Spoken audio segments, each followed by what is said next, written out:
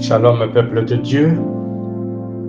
Nous, pasteur Élie Diema, de l'Assemblée de délivrance et de révélation, venons ce jour, comme à l'accoutumée, partager la parole du Seigneur. Ce jour, nous avons comme thème ton témoignage peut être une porte ouverte pour ta mort. Ainsi, nous allons lire d'abord l'évangile de Jean chapitre 12 versets 9 à 11. Nous lisons au nom de Jésus-Christ. Une grande foule, les Juifs, surent donc qu'il était là et vint non seulement à cause de Jésus, mais aussi pour Lazare, qu'il avait ressuscité d'entre les morts. Mais les principaux sacrificateurs tinrent conseil afin de faire mourir aussi Lazare. Car, à cause de lui, plusieurs des Juifs s'en allaient et croyaient en Jésus, parole du Seigneur. L'histoire de notre Seigneur Jésus-Christ dans la famille de Marie et de Marthe est connue de tous et ne fera pas, malheureusement, l'objet de notre partage. Cependant, nous voulons épingler la relation qui existait entre Jésus-Christ et Lazare. Et cette relation va nous concerner au plus haut point. Il était connu dans la famille et toute la contrée connaissait que Lazare était l'ami de Jésus-Christ. Et la résurrection de Lazare par son ami Jésus-Christ n'a pas laissé indifférent toute la contrée et les contrées environnantes. Même les sacrificateurs étaient troublés par la résurrection de Lazare. Lazare, donc, était la bénédiction pour la famille de Marie et de Marthe. Lazare était le témoignage de la divinité de notre Seigneur Jésus-Christ. C'est ce qui justifie l'afflux des gens qui voulaient voir réellement la personne qui était ressuscitée des morts. Plus les gens venaient voir Lazare, plus l'expansion de la gloire de Jésus s'épanouissait. Plus le nom de Jésus-Christ venait aller d'ampleur en ampleur parmi les Juifs. Ce qui n'enchantait pas les principaux sacrificateurs, qui ne voulaient point entendre de cette oreille. Et les Écritures saintes de dire que les principaux sacrificateurs tinrent un conseil afin de faire mourir aussi Lazare, car à cause de lui, plusieurs Juifs s'en allaient et croyaient en Jésus-Christ. De ce verset, il ressort que, outre Jésus, qui était la cible des principaux sacrificateurs, Lazare aussi était la personne qui devait mourir, la personne qu'il devait taire définitivement et éventuellement faire taire la nouvelle doctrine qui avait emballé tout le monde. Nos ennemis n'ont aucun pouvoir de taire, de détruire l'auteur de notre bénédiction. Nos ennemis n'ont pas le pouvoir de taire l'auteur de notre témoignage, mais ils vont s'attaquer à la bénédiction. Ils vont s'attaquer au témoignage. Et pour atteindre leur objectif, ils vont s'approcher de l'objectif. Hérode avait dit en son temps au roi mage de s'enquérir du lieu où était né le roi qui devait régner en Israël, afin que lui aussi aille l'adorer. Mais c'était une ruse, c'était une stratégie de s'approcher de la personne de Jésus-Christ de Nazareth. Ainsi, les sacrificateurs montèrent de stratagèmes pour s'approcher de l'objectif et de l'éteindre.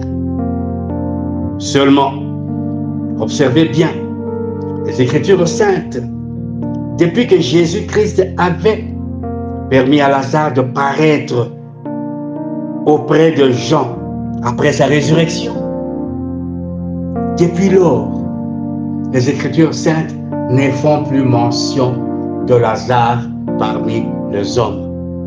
Est-ce par hasard ou bien par stratégie? Il s'est observé que Lazare n'avait plus apparu devant les gens. Et je présume que Jésus-Christ avait retiré Lazare du public, sachant les dangers qu'il courait.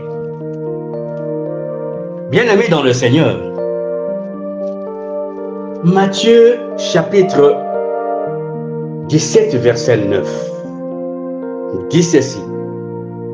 Et comme ils descendaient de la montagne, Jésus leur enjoignit disant, ne dites à personne la vision jusqu'à ce que le Fils de l'homme soit ressuscité d'entre les morts. Hébreux chapitre 3 verset 10 dit aussi, c'est pourquoi j'ai été indigné contre cette génération et j'ai dit, ils s'égarent toujours dans leur cœur et ils n'ont point connu mes voies. Ces versets nous montrent la nécessité de la discrétion. Ton Lazare est voué à la discrétion. La discrétion t'épargne. Il m'excuse. La discrétion, disais-je, t'épargne des combats des principaux sacrificateurs. La discrétion t'épargne de tes ennemis. Et Jésus lui-même savait que ce combat était réel. Et il rappela à ses disciples de ne dire à personne la vision qu'ils avaient vue jusqu'à ce que le Fils de l'homme soit ressuscité d'entre les morts. Malheureusement, dit-il, cette génération s'égare toujours dans leur cœur. Cet égarement les met en disgrâce avec les voies de l'Éternel. Le cœur de l'homme est mauvais. Nous allons lire aussi Genèse chapitre 4, versets 3 à 8, pour avoir une nette compréhension. Et il arriva, au bout de quelque temps, que Caïn apporta son fruit du sol, une offrande à l'Éternel. Et Abel apporta lui aussi les premiers-nés de son troupeau et de leur graisse. Et l'Éternel eut égard à Abel et son offrande, mais à Caïn et à son offrande, il n'eut pas égard. Et Caïn fut très irrité, et son visage fut très abattu. Et l'Éternel dit à Caïn, « Pourquoi es-tu irrité? Et pourquoi ton visage est-il abattu? Si tu fais bien, ne seras-tu pas agréé? Et si tu ne fais pas bien, le péché est couché à la porte et son désir sera tourné vers toi et toi, tu domineras sur lui. Et Caïn parla à Abel, son frère, et il arriva, comme il était au champ, que Caïn se leva contre Abel, son frère, et le tua. Parole du Seigneur. Abel avait trouvé la mort à cause de sa bénédiction. L'Éternel avait agréé son offrande. Pourtant, c'est l'Éternel lui-même, dans sa souveraineté, qui n'avait pas égard à l'offrande de Caïn. D'où le vient alors cette haine contre son frère? C'est le cœur de l'homme. Des cas sont les gens où les personnes meurent, ou sont chassées au travail, où les personnes sont attaquées, sont la cible des bandits, de personnes autres, à cause de leur bénédiction. Genèse chapitre 37, versets 3 à 11, de dire encore: Et Israël aimait Joseph plus que tous ses fils, parce qu'il était pour lui le fils de sa vieillesse. Et il lui fit une tunique bigarrée. Et ses frères virent que leur père l'aimait plus que tous ses frères. Et ils le haïssaient et ne pouvaient lui parler paisiblement. Et Joseph songea en songe, et ils le haïrent encore davantage. Et il leur dit: Écoutez, je vous prie ce songe que j'ai songé. Voici, nous étions à lier le gerbe au milieu des champs. Et voici ma gerbe se leva, et elle se tint debout. Et voici vos gerbes l'entourèrent, et se prosternèrent devant ma gerbe. Et ses frères lui dirent: Est-ce que tu dois donc régner sur nous? Domineras-tu sur nous? Et ils le haïrent encore davantage à cause de ce songe et de ses paroles.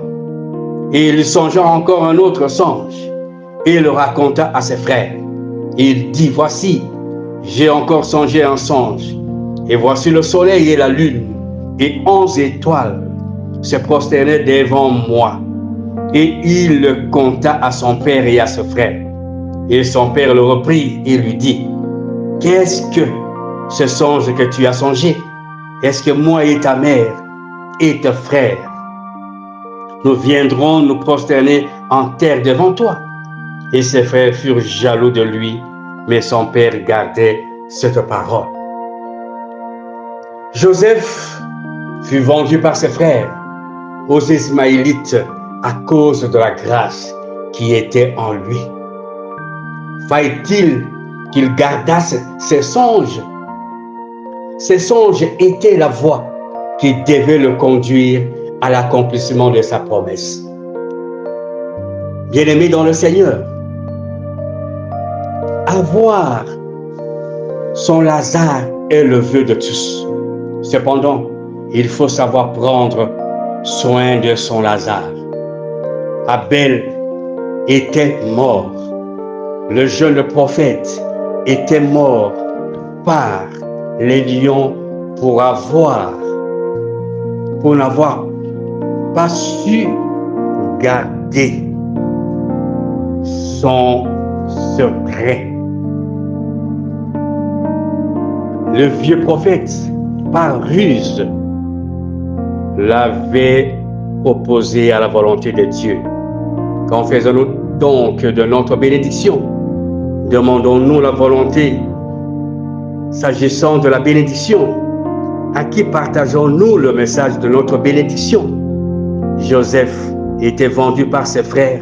C'est à eux qu'il partagea sa vision. La victoire se gère toujours. La bénédiction doit se gérer par le Saint-Esprit. Ainsi, sommes-nous recommandés de désirer le Saint-Esprit et d'être remplis de ce fruit contenu dans Galates 5, verset 22. Maranatha, Pasteur Élie Djema, ouvrier de la 11e heure. Pour tout contact éventuel, plus 243 89 18 78 834, ou vous pouvez nous joindre dans notre chaîne YouTube en écrivant Assemblée de délivrance et de révélation.